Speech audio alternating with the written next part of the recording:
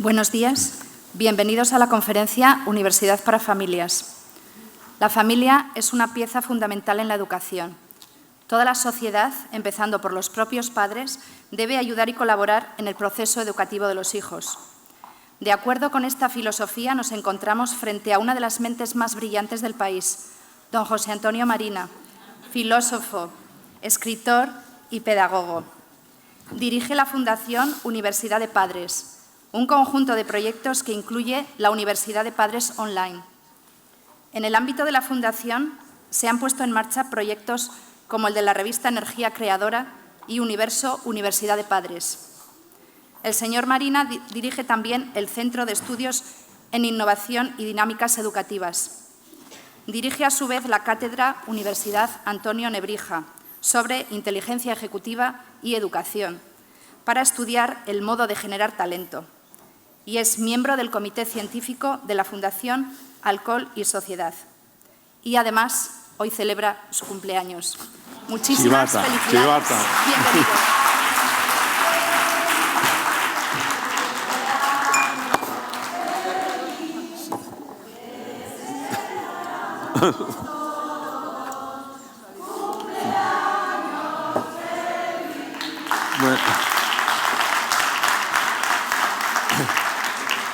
Bueno, muchísimas gracias y bueno, creo que es un buen comienzo. Empezar una clase cantando es lo mejor que se puede hacer. ¿Que podemos seguir?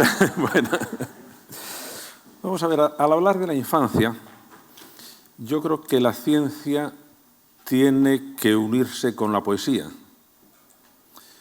A mí me gusta mucho recordar un haiku japonés en que se supone que un anciano está respondiendo a la pregunta de otro anciano. Y dice, ¿me preguntas qué es la felicidad? Una niña me ha preguntado por el camino. Se lo he indicado. Y antes de desaparecer por el recodo, se ha vuelto hacia mí sonriendo y me ha dicho adiós con la mano. Eso es la felicidad. Lo que está en realidad diciendo es la impresión que tenemos todos los que, como padres o como docentes, vemos crecer a un niño, vemos que nos va a decir adiós, pero que nos va a decir adiós con alegría y sintiéndonos nosotros también alegres por haberle acompañado. Recuerdo también un poema de Rilke, una de las elegías, en que él se está acordando de cuando en las noches de miedo se acercaba a su madre y le hablaba como si conociera el secreto de todos los ruidos. Y eso tranquilizaba al niño que se dormía. Estamos hablando sobre el crecimiento de la posibilidad, sobre el crecimiento que puede experimentar el cerebro de un niño que está dotado de una maravillosa propiedad que es la plasticidad. ¿Qué significa? Que según el niño va aprendiendo, su cerebro se va configurando. Y eso nos plantea el gran reto a la educación. Tenemos que ayudar al niño a que construya bien su cerebro y después a que sepa gestionar bien su cerebro. Para explicar lo que sabemos acerca de este proceso, conviene hacerse las siguientes preguntas. ¿Qué no es esto? Lo que queremos es desarrollar el talento del niño y por eso luego os explicaré por qué he elegido esta palabra. Y de paso también ayudar a desarrollar el talento de los padres, que es un talento especial. Una persona puede tener su talento como ingeniero o su talento como directiva o como abogada, pero necesita desarrollar otro talento especial para una tarea especial, que es la tarea de la educación parental. Por eso, primero es, ¿a qué me estoy refiriendo al hablar del talento? Algunos de los que hayáis venido ayer a la conferencia que di, os daréis cuenta que estoy hablando otra vez del mismo modelo, porque creo que es el mejor modelo que hay. ¿Qué es el talento? El talento es innato o aprendido. ¿Por qué es importante fomentarlo? y quién debe hacerlo. Y al llegar a quién debe hacerlo, veremos que unos de los que deben hacerlo son los padres, pero no ellos solos. ¿Qué es el talento? Os voy a explicar por qué utilizo esta palabra, que no es una palabra que tenga una definición científica. En psicología no se habla de talento. Se puede hablar de altas capacidades, se puede hablar de inteligencia, se puede hablar de competencias, pero el talento no es una palabra definida. Yo creo que la debemos introducir, esta o alguna parecida. Y os voy a contar la razón con un ejemplo. Un alumno mío de primero de bachillerato, con un cociente intelectual muy alto, de 145, y muy buen estudiante. Es decir, realmente un alumno extraordinario. Que ese curso llega a la conclusión de que él es más inteligente que sus compañeros y más inteligente que sus profesores, lo cual posiblemente era cierto. Le gusta mandar, se hace jefecillo de una banda de compañeros del barrio más torpes que él, los mete en negocio, le gusta tener dinero y los mete en negocios sucios. Al año siguiente no va al instituto y cuando le pregunto ¿por qué no vienes?, me contesta, porque en el instituto no aprendo nada útil, lo importante está en la calle. Este chico tiene ahora 25 años y está en la cárcel por tráfico de drogas. Y ahora os hago una pregunta que me gustaría que respondierais con seriedad. ¿Este chico es inteligente o no es inteligente? ¿Es inteligente o es estúpido? ¿Es inteligente? Bueno, claro, es que por eso hay que utilizar dos palabras. Una persona puede ser muy inteligente, como era mi alumno, según todas las mediciones objetivas que tenemos de inteligencia, y usar muy mal su inteligencia. ¿Qué es lo que nos importa? ¿Que sea muy inteligente o que use bien su inteligencia? Hombre, si hacen las dos cosas, fantástica. Pero las dos cosas no van unidas. Las dos cosas no van unidas. Y por eso yo prefiero llamar inteligencia a aquellas capacidades objetivas que podemos medir y llamar talento a cómo usas esa inteligencia. Por eso talento es la inteligencia en acción. ¿Y en qué se caracteriza o cómo podríamos definirla? Pues es la capacidad de elegir bien las metas. Eso es lo que hizo mi alumno mal. Eligió mal sus metas.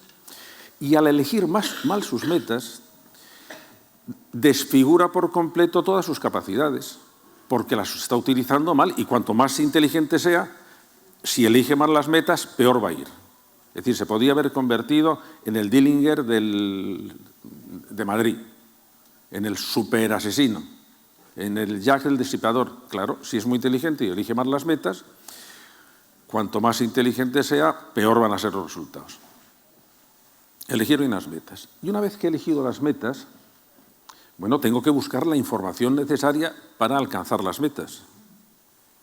Y además tengo que gestionar bien las emociones y la motivación y todo lo que me ayuda a ponerme en movimiento. Y luego tengo que desarrollar las virtudes ejecutivas, que son aquellas que me van a permitir mantener el esfuerzo, mantener el proyecto, flexibilizarlo si tiene necesidad, saber exactamente si me estoy dirigiendo bien o no. Todas esas cosas de las que os hablé ayer, que son las capacidades ejecutivas de la inteligencia. De manera que el talento es la inteligencia en acción. Entonces, no hay talentos posibles. ¿Cuánto talento tenía esta persona para jugar al fútbol? Lo que pasa es que no le gustaba jugar al fútbol. No puedes decir que tiene talento para jugar al fútbol si no ha jugado nunca. Solo se tiene talento para aquellas cosas que se han puesto en acción. Esto plantea un asunto importante. No basta con tener inteligencia, hay que saber utilizar bien la inteligencia. Este es un ejemplo que pongo mucho a mis alumnos más pequeñitos, que yo no sé si cuando se lo cuenten a sus padres van a pensar que soy un corruptor de menores, porque lo que les digo es que la inteligencia humana se parece mucho al juego de cartas, al póker, por ejemplo. ¿Por qué? Tanto en la vida como en el juego se nos reparten unas cartas que no podemos elegir. En la vida, las cartas genéticas, las cartas económicas, las cartas sociales, la nación donde se ha nacido, y en el juego, los naipes. Segunda cosa, tanto en la vida como en el juego hay cartas buenas y cartas malas. Tercero, ¿qué es mejor, tener cartas buenas o cartas malas? Tener cartas buenas. Cuarto, y esta es la pregunta importante, ¿gana siempre quien tiene las mejores cartas?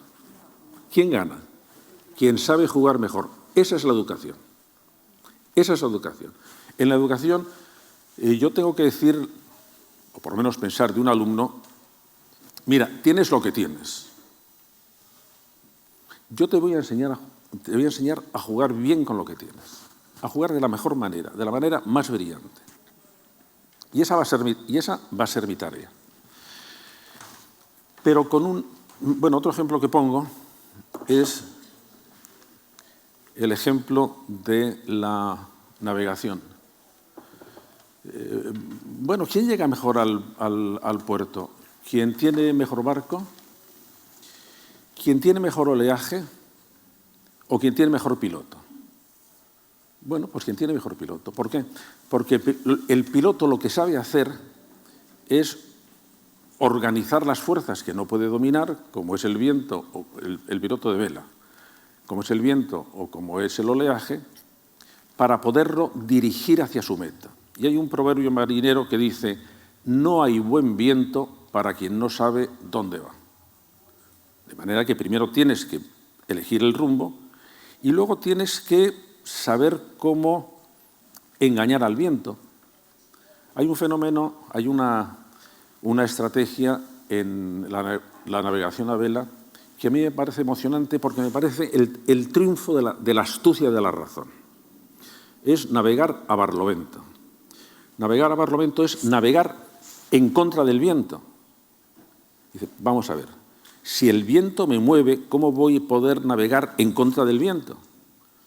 Ahí viene la astucia de la razón, la astucia que nosotros debemos también poner en clase. Si yo pongo la vela así, el viento me lleva para acá. Si yo pongo la vela así, el viento me lleva para allá. Me está alejando del rumbo, pero me está acercando al mismo tiempo. Cuando llego aquí, doy una bordada y entonces voy así. Voy avanzando en zigzag, sí, pero me voy acercando.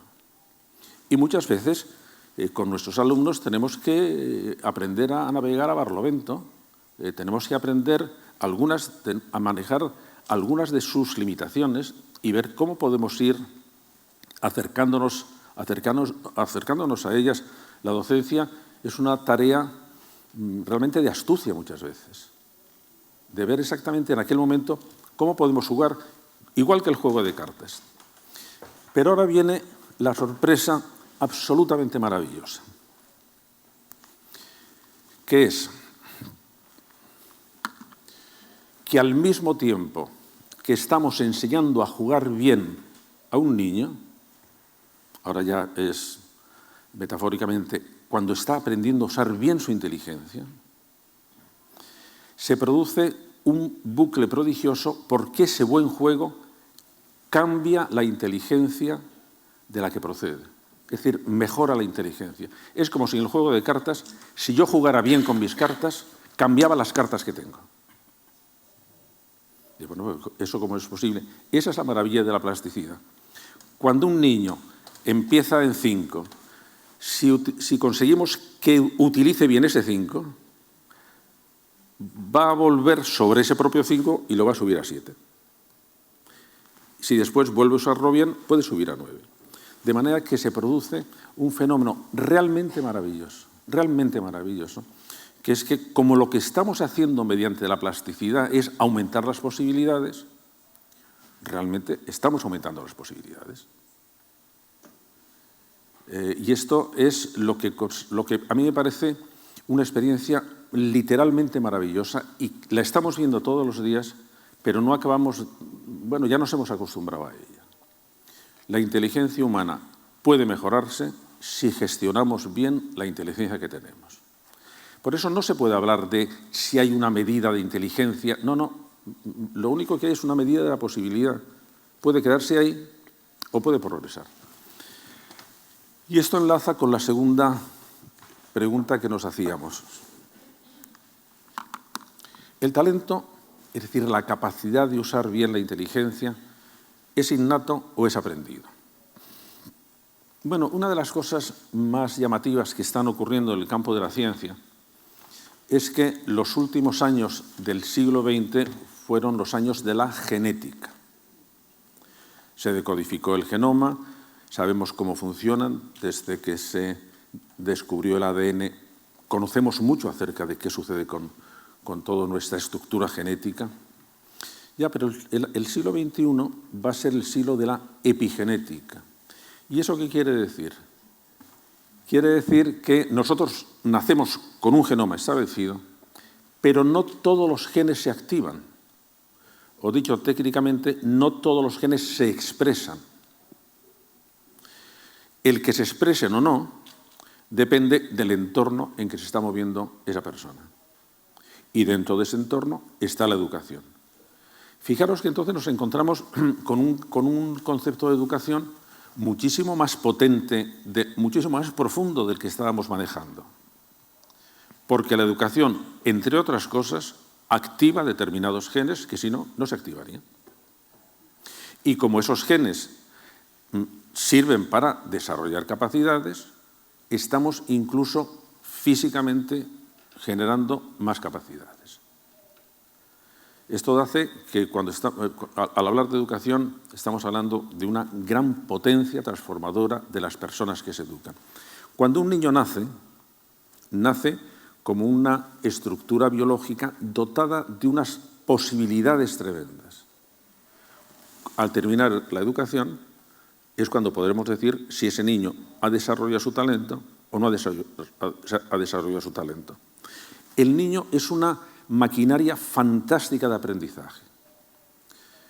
Pero cuando en la India sucedían casos de niños lobos, es decir, de niños que eran raptados por lobos y vivían con ellos, en algunos casos, cuando se les ha recuperado hasta la edad de 13 años, ha sido el caso que se recuperó mayor, esos niños, claro que habían aprendido, porque su cerebro estaba predispuesto para aprender. ¿Y qué aprendieron? Pautas lobunas. Andaban a cuatro patas, no fueron capaces de desarrollar el lenguaje, bebían como lobos, a langüetazos. Su cerebro se había acomodado a lo que estaba viendo alrededor. Y hubo muchísimas dificultades en que se reintegraran. Su cerebro ya se había de alguna forma estructurado rígidamente y fue muy difícil hacerles progresar. Dentro del proceso de educación, por lo tanto, lo que estamos es viendo cómo podemos transformar la posibilidad en realidad. La educación es, por lo tanto, generadora de talento. ¿Por qué es importante fomentarlo? Bueno, nuestros hijos los estamos educando no para vivir en el mundo en que vivimos, sino para un mundo que apenas conocemos. Y eso nos plantea un problema. En este momento hay por lo menos 3 consorcios internacionales intentando definir cuáles deberían ser las habilidades del siglo XXI. ¿Por qué? Porque no sabemos muy bien qué es lo que tenemos que enseñar. Pero hay cuatro cosas que sabemos del mundo futuro. Las designamos con una palabra que es un acrónimo que yo creo que si no lo habéis oído nunca, no sé si habéis oído alguna vez. ¿Habéis oído alguna vez la palabra VUCA? Pues yo creo que debéis recordarla porque va a tener mucha importancia. Luego os explico de dónde viene. Lo que significa es, cada una de las iniciales es el mundo próximo, pero en el que van a vivir nuestros hijos y nuestros adolescentes también. Va a ser volátil, variability, es decir, va a cambiar con muchísima rapidez. En segundo lugar, va a ser uncertainty, va a ser incierto, porque cuanto más información tenemos sobre una cosa, paradójicamente, más incierta se mueve. Nosotros estamos ahora manejando una cantidad de datos absolutamente tremenda. Todas las empresas, por ejemplo, están invirtiendo muchísimo dinero en lo que se llama data mining, minería de datos, los big data, tenemos gigantescas masas de información. La información que tiene sobre todos nosotros, por ejemplo, Google, es más de lo que podemos suponer, pero luego no sabemos muy bien qué hacer con ella. Todo lo que están haciendo el tratamiento de Big Data es ver si se pueden descubrir algoritmos que descubran patrones en masas gigantescas de información que vienen heterogéneamente. Pero, por ejemplo, en Estados Unidos, la Fundación de Bill Gates ha conseguido autorización para tratar todos los datos de todos los expedientes académicos de millones de alumnos. A ver qué se saca de ahí. A ver si de ahí se puede precisar qué procesos educativos son eficaces o qué procesos educativos no son eficaces. Pero el aumento de información no nos aclara las cosas, sino que nos produce una saturación que no sabemos realmente cómo reducir a patrones comprensibles. Lo tercero es la complejidad. Lo que está pasando en Grecia nos afecta a nosotros. Ya sabéis el teorema de la mariposa. El aleteo de una mariposa en China puede producir un ciclón en las Azores o en el Caribe. Y eso sí, porque hay un fenómeno que los físicos estudian muy bien, que son los fenómenos de una pequeña causa que por reiteración se convierte en una gran causa y que hace que tengamos fenómenos que nos resultan literalmente imprevisibles por su complejidad. Y por último, la ambigüedad, que es la dificultad de reconocer patrones. No sé muy bien qué es lo que está pasando. No lo sabemos muy bien. ¿Qué ocurre? Que si este es el mundo en que se van a mover nuestros hijos, tenemos que educar una inteligencia que sea capaz de enfrentarse a estos problemas,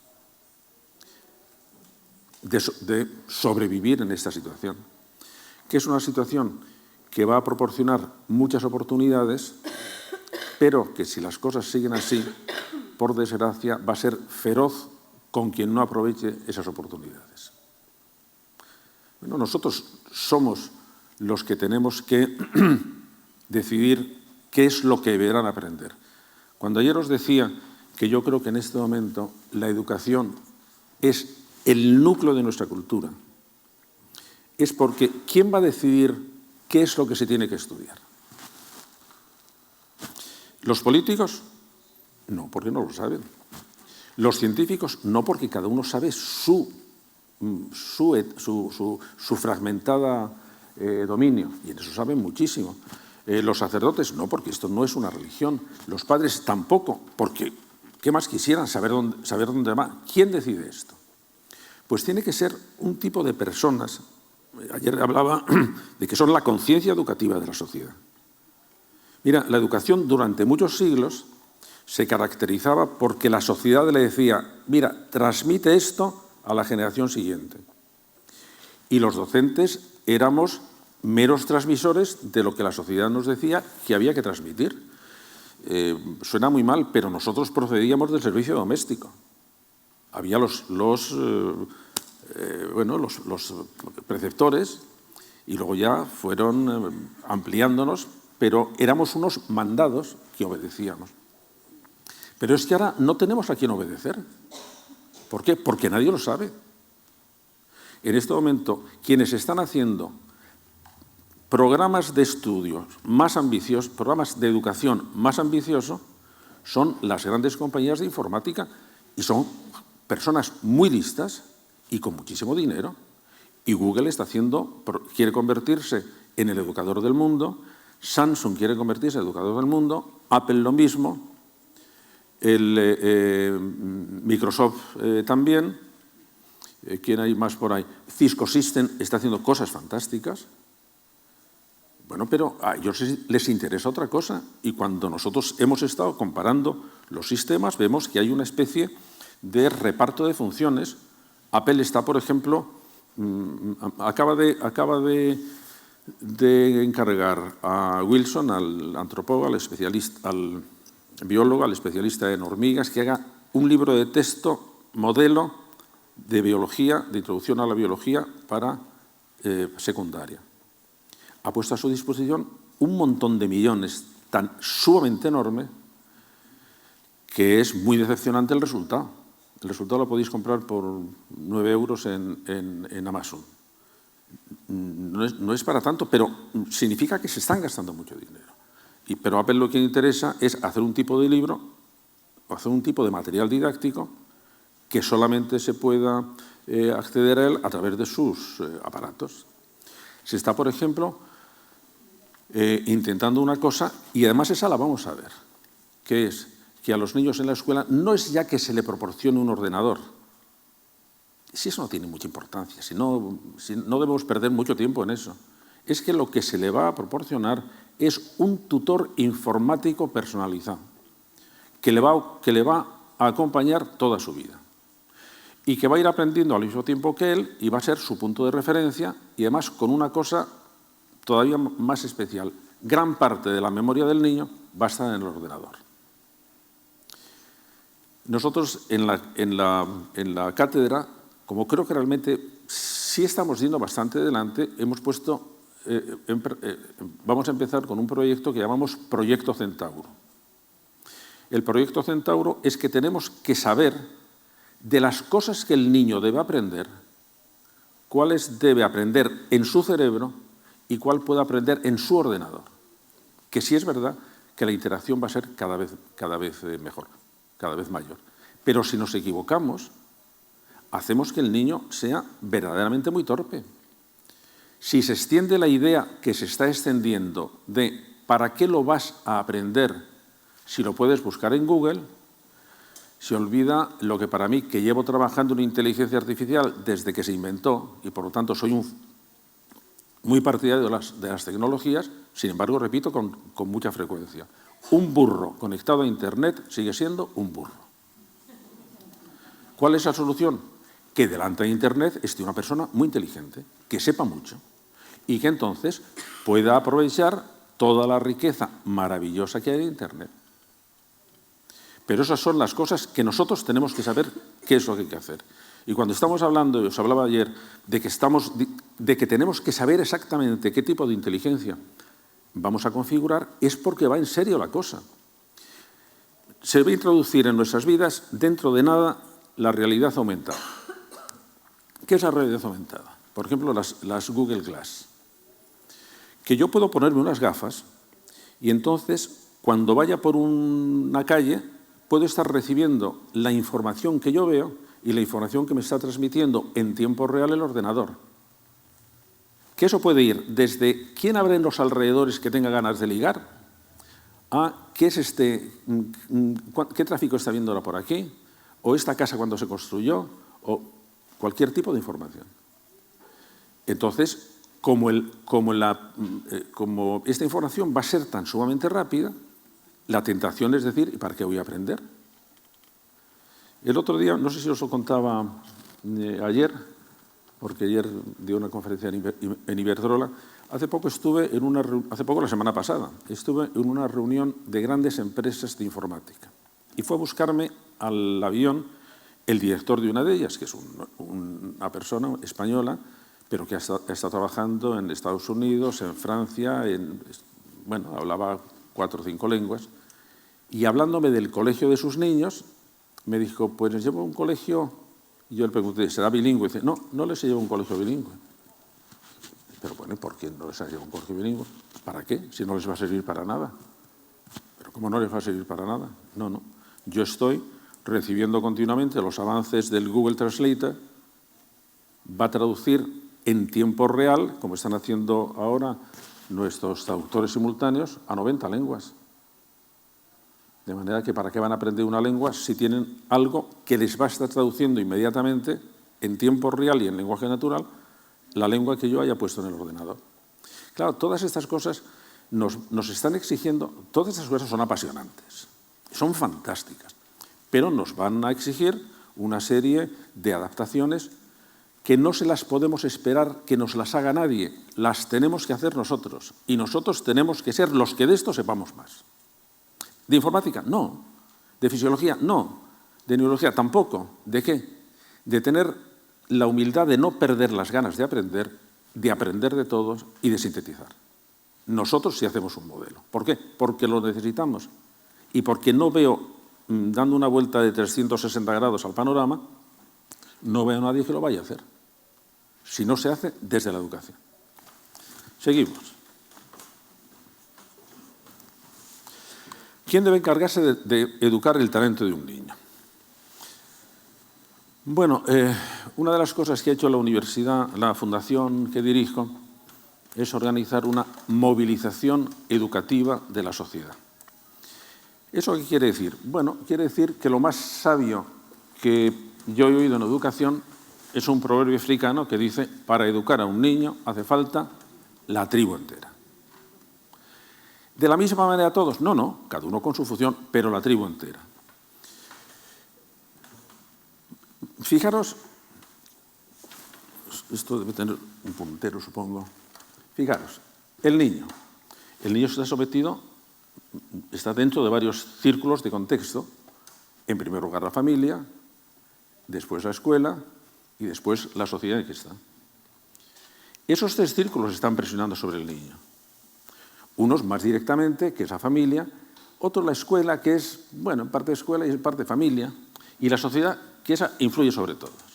La sociedad influye sobre los docentes, la sociedad influye sobre los padres y la sociedad influye sobre los niños. Por eso es tan potente la influencia de lo que llamamos educación informal, porque no es que influya solo sobre los niños, es que también está influyendo sobre los docentes y también está influyendo sobre los padres.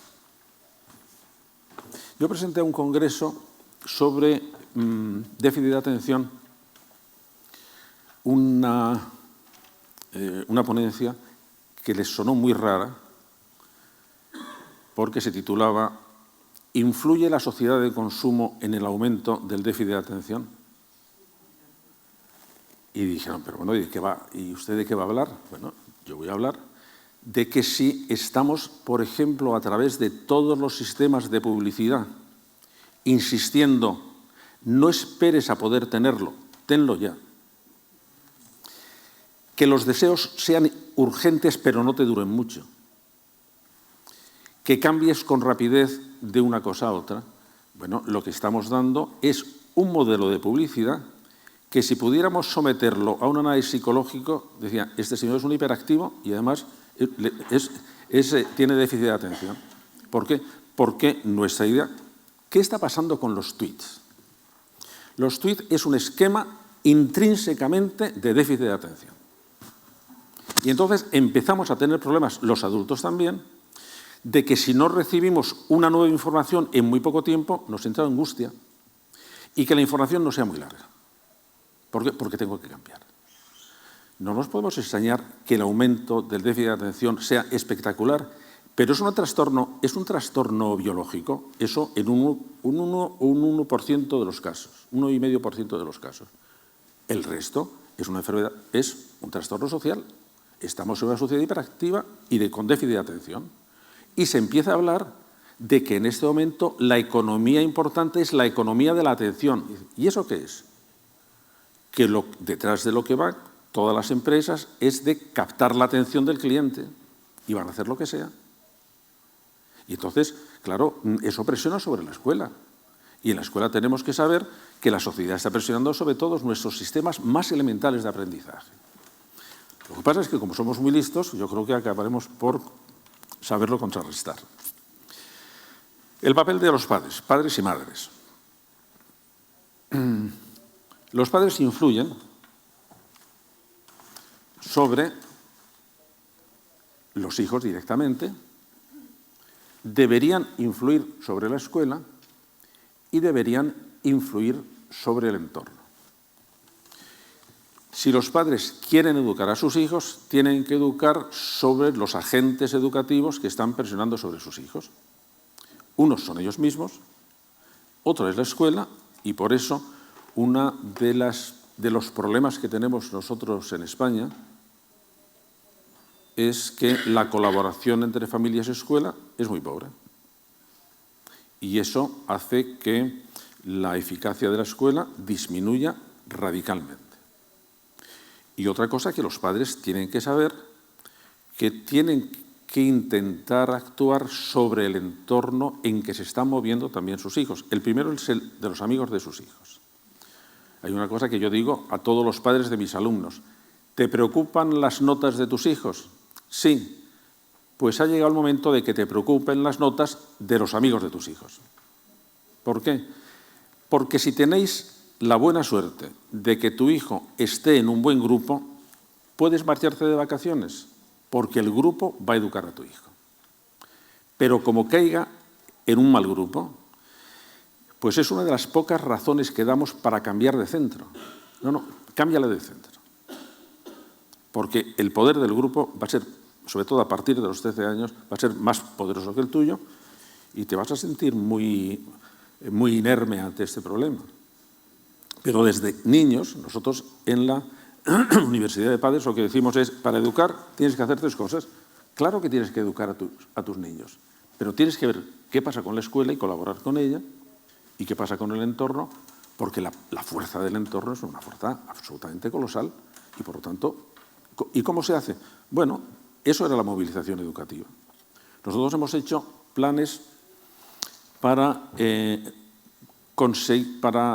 una ciudad entera se enfrente para resolver un problema educativo. Los que hemos hecho más detallados son para luchar contra el abandono escolar. Y estoy seguro que son planes que son eficaces. No hemos conseguido que las ciudades se comprometan. Algunas han estado a punto de firmar el convenio, que nosotros les hacíamos todo el trabajo, e incluso les buscábamos financiación. Y la excusa que dieron es demasiado trabajo. Y nos comprometíamos a reducir el fracaso escolar al 12%, que es lo que nos pide la Unión Europea, en el plazo de 3 años. Porque se puede hacer. Si en educación no hay milagros, pero tampoco hay misterios. Es que sabemos cómo se pueden hacer muchas cosas y, por lo tanto, ¿lo hacemos o no lo hacemos? Y estamos un poco en la idea de, pues no lo hacemos. ¿Por qué? Bueno, por una especie de desidia. No creo que haya una conspiración en contra de la educación. Hay pereza. ¿Por qué voy a cambiar las cosas si nadie se queja? Y lo malo es que en todas las encuestas que hace el CIS, la preocupación por la educación no aparece nunca. Con lo cual se saca la consecuencia de que todo el mundo está muy contento con la educación. Muy bien. De acuerdo, los padres tienen esta función. ¿Y qué fortalezas queremos que tengan nuestros hijos? Hay el problema de decir, no nos vamos a poner de acuerdo. Sí nos vamos a poner de acuerdo, seguro. Yo he tenido reuniones fue en Barcelona, una reunión con padres de 25 nacionalidades distintas, algunas muy lejanas, musulmanes, orientales, hindúes. Se pusieron enseguida de acuerdo. Vamos a ver. ¿Qué es lo que queremos? Que nuestros niños sean activos o pasivos. Que sean activos. ¿Por qué? Acordaos, los que estuvisteis ayer, que una de las funciones ejecutivas importantes era la gestión de la actividad. Esto es importantísimo porque los niños que son pasivos y que siguen siendo adolescentes y adultos pasivos tienen muchísimos problemas. Tienen dificultad para enfrentarse con los problemas, necesitan ser dependientes, no toman iniciativas y tienen una propensión a la depresión realmente seria. Pues queremos que nuestros niños sean activos, tengan una actitud activa ante las cosas. Que sean autónomos o dependientes, que sean autónomos. ¿Seguros o inseguros? Hombre, que sean seguros. Vamos a ver, vamos a coger este tema. Todos queremos que nuestros niños sean seguros. ¿Qué hacemos? ¿Ponemos una vela a San Pancracio? ¿Qué hacemos? ¿Y quién tiene que hacerlo?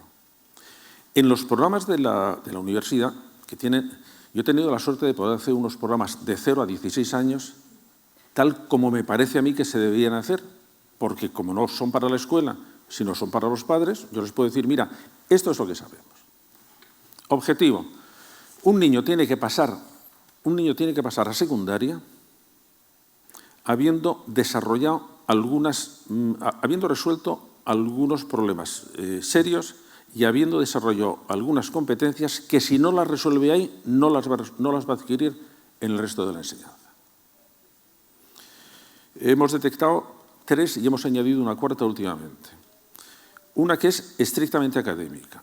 Ningún niño puede salir de la escuela primaria sin manejar la comprensión lectora muy bien.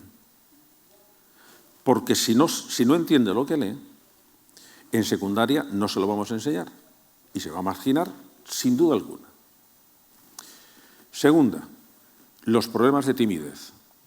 Si un niño o una niña tiene problemas de timidez y no los resolvemos antes de pasar a secundaria, se agravan inevitablemente. Tercero, los problemas de agresividad. Un niño, fundamentalmente un niño, que también empieza a haber más también niñas, pero un niño agresivo que no le hemos enseñado a controlar la agresividad, función ejecutiva, antes de que pase a secundaria, pues tiene un pronóstico muy complicado. Muy complicado. En muchos casos hay un porcentaje grande de niños que hacen la escalada a agresiones de más fuste. Hay niños que se entienden muy mal con sus compañeros y tienen problemas de sociabilidad. Y hay niños que ante los problemas de sociabilidad o se vuelven más agresivos o se vuelven más depresivos porque nadie les hace caso. ¿Hay que aguantar hasta secundaria? ¿Qué? ¿Hay que aguantar hasta sexto de primaria? No. Es el tope que tenemos. Lo que estamos diciendo es... claro. A partir... El momento... empieza a ser preocupante un caso de la agresividad. La agresividad hay una escalada. Hay primero las personalidades negativistas, que a los 3 años casi todos los niños lo son. Otra cosa es cuando empiezan a ser negativistas desafiantes, y eso ya empieza a los 3 o 4 años y hay que empezar a tomarlo con calma, y hay negativistas desafiantes y agresivos. El punto, ya que has afinado más, estoy generalizando un poco, 8 años para nosotros empieza a ser preocupante si no se ha resuelto a los 8 años. Empieza a ser preocupante. Lo que te he puesto es el máximo, lo máximo que tenemos, porque hasta ahí tenemos posibilidades. Nosotros damos muchísima importancia al último ciclo de primaria. El último ciclo de primaria puede ser fundamental y por eso le cuidamos mucho, cosa que no suele hacer casi nadie. Pero vamos, no tienes razón, te estaba diciendo precisamente por eso. Y otro era el problema de la seguridad. Y vamos a hablar de la seguridad. Vamos a ver, queremos que un niño, cuando pase a secundaria, sea un niño seguro. El concepto de seguridad o de confianza en uno mismo es más potente que de la autoestima.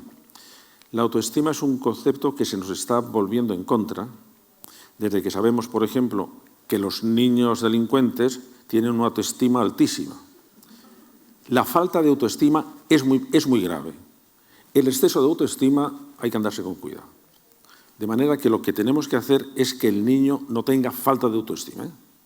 Eso sí, pero eso entra dentro de cómo podemos hacer que cómo podemos desarrollar la confianza en sí mismo del niño. Entonces ahí hemos detectado 3 niveles. El primer nivel son los padres quienes deben hacerlo, que es el nivel de lo que llamamos confianza básica. El niño debe sentir o debe ir construyendo en su memoria afectiva la idea de que ha llegado a un mundo acogedor, de que ha llegado a un mundo previsible y de que ha llegado a un mundo que va a satisfacer sus necesidades. Y esas son 3 funciones que tienen los padres. Los padres tienen que hacer que el niño se sienta acogido, que el mundo sea previsible, por eso hay que establecer rutinas, porque es que el niño necesita las rutinas y necesita límites. Los límites tranquilizan al niño. Los límites le dicen que el mundo tiene sus fronteras y que reconocen sus fronteras. Y el atender al niño significa que el niño debe saber que vamos a responder a sus a sus necesidades. Pero cuando el niño da un salto que suele coincidir o bien con la entrada en la educación infantil, o bien con el trato con otros niños, y desde luego, sin duda alguna, cuando entra en primaria, el niño tiene que empezar a adquirir otro tipo de seguridad, que es la seguridad en su capacidad de hacer las cosas. Esta es una seguridad que tiene que ver con las funciones ejecutivas, porque nosotros tenemos que, una de las cosas que fundamenta más, por ejemplo, el mantenimiento del esfuerzo, o la toma de decisiones, o la elección de metas, es que el niño se sienta capaz de hacer las cosas. Porque si no se siente capaz, se retrae. Por eso yo estoy luchando, y algunas veces lo he hablado con mi amigo Francesco Tonucci, que debíamos reclamar un nuevo derecho para la infancia, que sería así: todo niño tiene derecho a sentir la experiencia de éxito merecido alguna vez en la escuela. Y si alguien me dice, ¿y si el niño es muy torpe? Esa es cuestión nuestra. Esa es cuestión nuestra de organizar las tareas para que todo niño pueda decir que no le podemos engañar porque son muy listos. Todo niño debe decir, he sido capaz. Y en el momento que ha dicho, he sido capaz, eso es tan maravilloso para los niños y para nosotros, que el niño va a querer repetir esa experiencia. Y entonces ha cogido ya el anzuelo educativo. De ahí podemos tirar.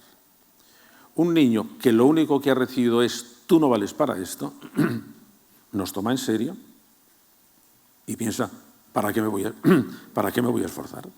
No valgo. Antes estábamos hablando con Ana Isabel de matemáticas. ¿Por qué hay tantos niños que salen de primaria con la idea de a mí las matemáticas no me entran? Es que si yo creo que no me entran, es lo que se llama una profecía que se realiza por el hecho de decirla. Si digo, esto no me entra, no me entra, no me entra. Y entonces lo que tenemos que hacer es, pues justo lo contrario. Ya tenemos dos niveles. La seguridad básica con los padres, la seguridad en la propia competencia, escuela y padres. Ahí tienen que ser ya los dos. Llega el último círculo de primaria, el último curso de primaria. Y entonces ahí tenemos que desarrollar otra variante, que es lo que ahora, no me gusta mucho la palabra, es la asertividad. El niño tiene que aprender ahí a que tiene que ser independiente, debe defender sus opiniones y debe oponerse al grupo si es necesario. Y que eso es lo que tiene que hacer. Con estas tres cosas, el niño ha adquirido una seguridad básica que le va a permitir dar el salto a secundaria en buenas condiciones. Porque además cuando antes he hablado de la seguridad básica, está relacionado también con todos los fenómenos de apego profundo, de apego seguro. Va en esa misma línea, pero no puedo detallarlo. Pero sabemos que son esas escalas, entonces sabemos en qué momento, qué es lo que tienen que hacer los padres, qué es lo que tienen que hacer la escuela y los padres, pero en las competencias privadas casi siempre más la escuela, y cómo debemos entre todos hacer que el niño tenga la seguridad de yo tengo derecho a que me respeten y yo debo respetar a los demás. Esas, digamos, son las escalas de la confianza o de la seguridad en uno mismo, que por lo tanto podemos hacerlo. Más cosas. ¿Qué queremos? ¿Que sean sociables o insociables? Sociables. ¿Valientes o cobardes? Hombre, ¿qué más quisiéramos? Que todos fueran valientes. Pero eso se puede aprender, claro. Pero sí es que ahora sabemos que eso se puede aprender. ¿Por qué? Si os acordáis ayer, en el esquema... Bueno, a lo mejor me parece que tengo el esquema aquí. Voy a ver si tengo el esquema. Luego vuelvo sobre esto. ¿Creativos o rutinarios? Creativos. ¿Responsables o irresponsables? Responsables. Pero la responsabilidad hay que educarla. Nosotros tenemos programas de cómo se debe educar la responsabilidad de un niño y hay que empezar muy prontito. Hay que empezar muy prontito. El concepto de deber, por ejemplo, el niño debe conocerlo antes de pasar a la escuela primaria.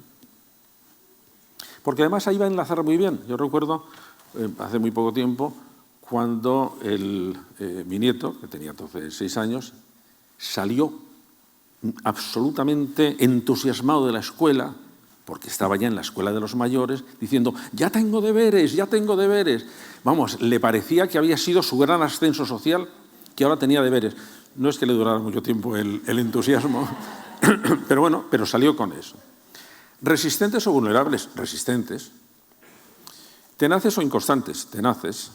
Pensadores críticos o crédulos, pensadores críticos. Justos o injustos, justos. ¿La justicia se aprende también? Sí, sí, todos los niños tienen una idea muy clara de la justicia. Por eso enseguida dicen, no hay derecho. Y por eso distinguen muy bien qué son más importantes las normas que protegen la justicia que las normas que son puramente convencionales. Es peor hacer daño a un niño que saltarse la fila. Bueno, la fila es una cosa que sí, es importante, pero no es tan importante como lo otro. Perciben muy bien cómo se va formando la noción de justicia en el niño, el sentimiento, para ser exacto. Lo que se desarrolla con muchísima claridad es el sentido de la injusticia, porque el sentido de la injusticia es mucho más precoz que el sentido de la justicia. Y a todos nos pasa igual. Detectamos, si nos preguntaran qué es la injusticia, diríamos esto, esto y esto. Si nos preguntan qué es la justicia, diríamos, lo tengo que pensar un poco más. La injusticia la percibimos enseguida. Capaces de querer o duros de corazón. Esto es muy importante. No todo el mundo es capaz de querer. Hay niños que establecen una dureza de corazón. Hay niños que no son compasivos, por ejemplo.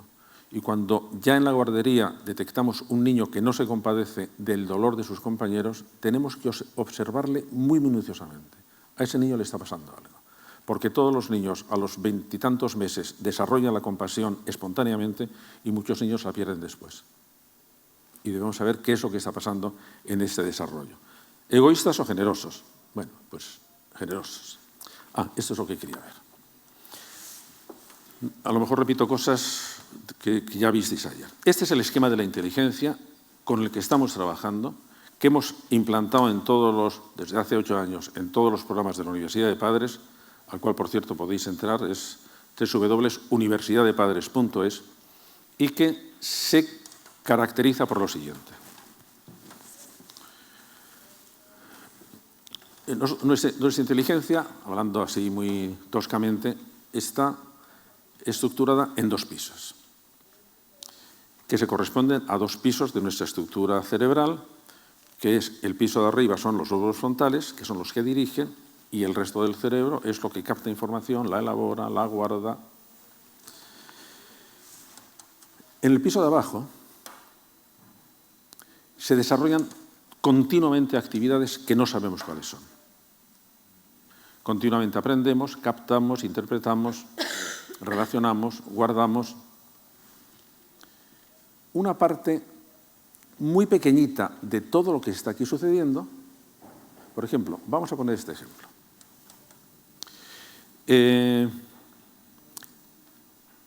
Cuando una persona empieza a andar, si yo os digo, ¿podías irme a buscar un vaso de agua? Ponéis en marcha un esquema motor, os levantáis, vais al vaso de agua, sorteáis los obstáculos y lo traéis. ¿Habéis estado pensando en cada movimiento? No, habéis estado supervisando si lo estabais haciendo. ¿Sabéis cómo se han movido los pies o los brazos? No. ¿Sabéis cómo habéis guardado el equilibrio? No. Eso lo sabe vuestro cerebro. Y vuestro cerebro mueve los músculos, busca el equilibrio, corrige el equilibrio y nosotros únicamente supervisamos. De manera que nosotros aquí estamos aprendiendo, estamos estableciendo esquemas musculares. ¿Os habéis fijado la evolución de un niño en tirar una piedra? ¿Cómo va evolucionando? La dificultad que un niño pequeño no tira una piedra. Hace así y ya está. Hasta que hace este movimiento pasan bastantes años. Va adquiriendo esquemas motores que le permiten hacer eso. Y una vez que lo ha aprendido, los hace automáticamente. Pero eso nos pasa también aquí, en el sistema afectivo. En el sistema afectivo, un esquema afectivo es un sistema de interpretación que tenemos neuronalmente implantado. Y que cuando llega una experiencia, interpreta esa experiencia y lo que sale es tengo miedo. y figura además y trabaja además de una manera impecable y segura. La persona que es miedosa, cualquier cosa que venga, entra en esa maquinaria interpretativa y lo que sale es tengo miedo. ¿Tengo que hablar en público? Tengo miedo. ¿Tengo que enfrentarme al jefe? Tengo miedo. ¿Tengo que llamar la atención a mi hijo? Tengo miedo. ¿Tengo que quedarme solas? Tengo miedo. Y todo eso está ahí y no sabemos por qué sentimos ese miedo, por qué sentimos ese miedo exagerado y qué hacemos con ello. Pero ahora ya lo tenemos ahí localizado. Y ahora sabemos por qué un niño organiza un esquema muy potente de miedo y es un niño miedoso, o porque un niño es un niño valiente. Entonces sabemos que una parte de ese esquema es innato, porque hay niños que nacen muy vulnerables. Es decir, nacen con un umbral muy bajo ante cualquier amenaza y, por lo tanto, van a responder con miedo, con retirada, a cualquier cosa. Pero sobre eso nosotros podemos el niño va construyendo después otros hábitos afectivos que ya son aprendidos, que ya sabemos ahora que un niño vulnerable aprende con más facilidad los hábitos de miedo y, por lo tanto, tiene muchas posibilidades de ser un niño miedoso. Pero sabemos que ahí podemos actuar. Sabemos que tenemos un plazo de 2 o 3 años, que, por lo tanto, los padres ahí tienen un papel importantísimo, en que un niño que se ve que es vulnerable, que se ve que le cuesta mucho trabajo realizar conductas exploratorias, que son niños muy difíciles de educar, porque son niños muy irritables con cualquier cosa, lloran mucho, están muy inquietos siempre. Bueno, sabemos que tenemos un plazo de un par de años para un proceso de fitness, de ajustamiento de eso que llamamos temperamento. Y entonces sabemos que tenemos eso y entonces estamos impidiendo que el niño tenga esa facilidad para hacer hábitos de miedo. Pero sabemos que el niño puede aprender los miedos. Y cuidado, que por desgracia el miedo facilita mucho el aprendizaje y en educación podemos tener la tentación de utilizar el miedo como procedimiento pedagógico. Porque los niños que tienen miedo son niños muy dóciles, son niños muy cómodos, y son niños que se comportan muy bien. Es terrible, pero funciona así. Y por eso advertir que esto pasa, yo creo que es conveniente. Bueno, pero conocemos ya cómo es. Conocemos que el que tengamos miedo, seamos valientes, depende de algo que está ahí abajo, que hemos ido configurando a lo largo de la experiencia y que ahora, por lo tanto, podemos dirigir esa experiencia o podemos cambiar esa experiencia. ¿Quién la cambia? La cambian realmente las terapias.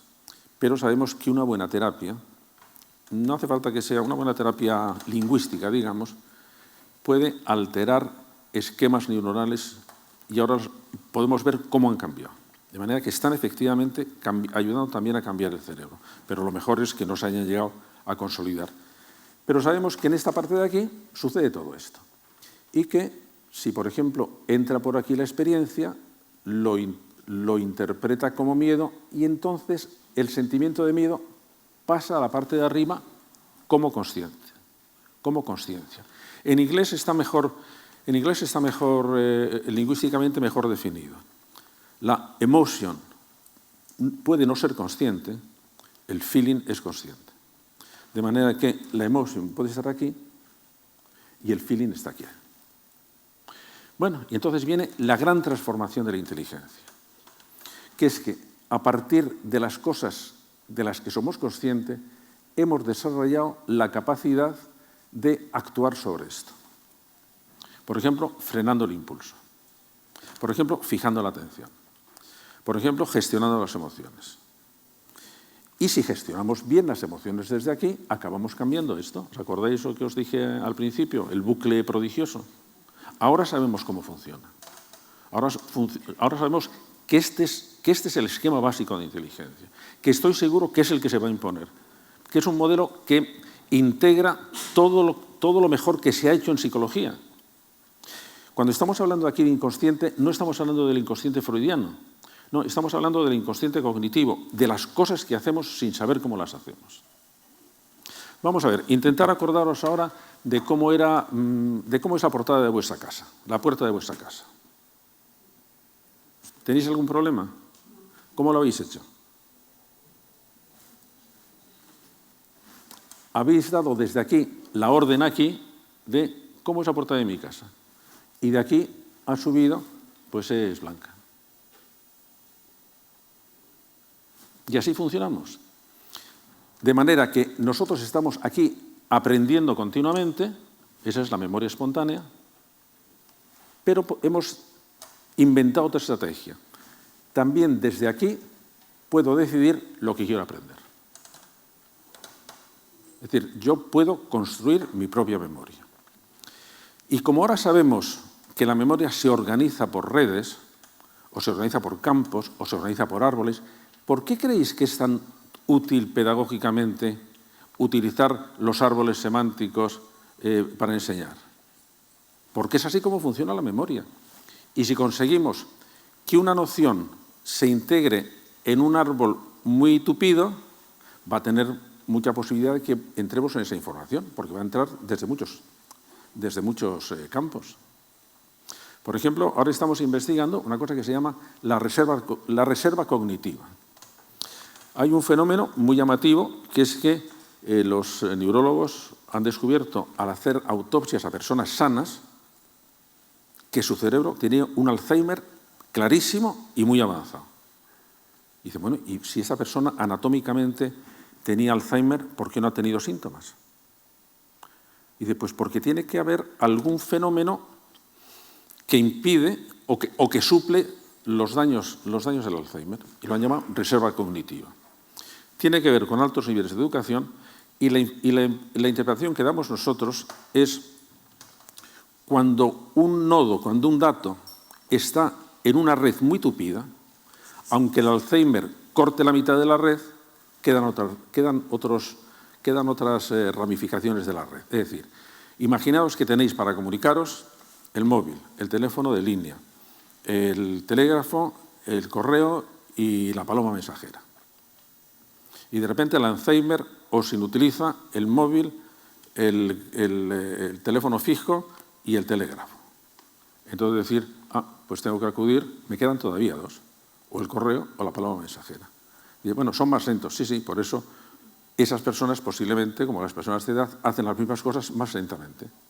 Digamos porque los sistemas más elementales han quedado anulados, pero como ya habían mediante la educación introducido todo en sistemas mucho más tupidos, les han quedado reservas cognitivas. Bueno, sabemos que todo eso funciona aquí y que, por lo tanto, una parte importante de la educación es, y suena rarísimo, educar el inconsciente, que es educar todas aquellas operaciones que vamos a hacer de manera automática. Y también educar la inteligencia ejecutiva, que es la que va a conseguir organizar todo lo de abajo. Y que las funciones cognitivas, como os dije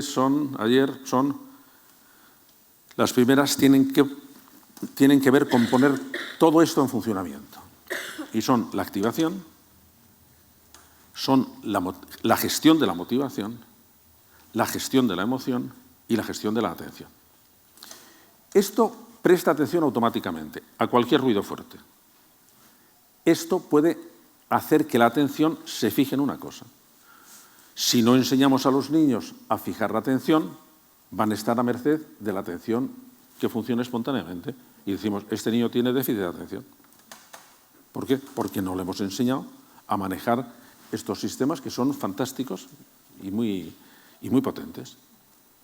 Lo que estamos ahora diciendo al niño, a los padres y a los docentes, tenemos que ir a este modelo. Con un asunto.